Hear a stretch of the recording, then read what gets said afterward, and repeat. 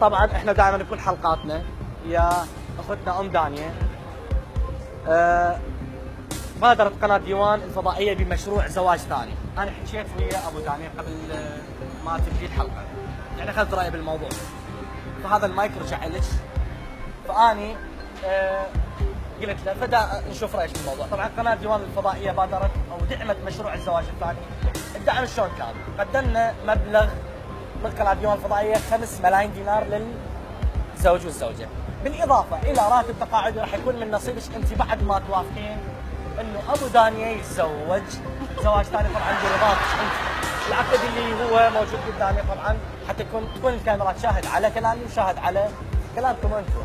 العقد يقول ان المواطن كذا فلان اتعهد بالزواج الثاني من السيده ايضا فراغ. طبعا اكيد هاي بعد ما شروط وما راح نفرض عليه احنا هذا الموضوع، لكن قناه ديوان تتكفل بمبلغ 5 ملايين دينار عراقي بالاضافه الى راتب تقاعد راح يكون من نصيبك انت يا ام دانية. سالت ابو دانية بالموضوع قال لي انا وافقت مبدئيا. لا صح كلامي؟ لا شنو يعني؟ لا يعني ما توافق؟ هو يوافق. شو توافق؟ لا ماكو بعدين. ام دانية احنا العائله مع احتراماتكم عذرا المقاطعه يا ابو دانية،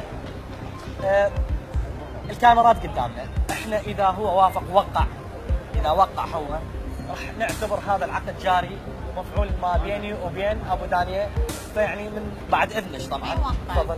ما يوقع لا. بس اسمحي لي خليني احكي لك الفكره. ممكن انه تقنعيه بالبيت. لا هو اقنع بالبيت ولا شيء. ما يبقى اصلا بالبيت. شلون؟ ما يبقى اصلا بالبيت.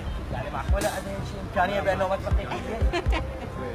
حاولي طيري بس برخصش بس المايك يعني اتوقع.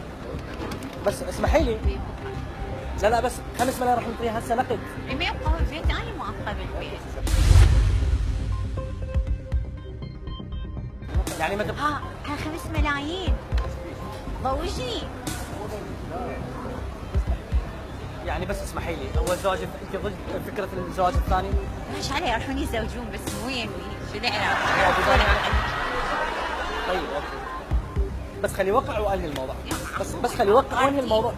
بس يوقع. زين بدك تليفوني؟ شو تعطي تليفوني؟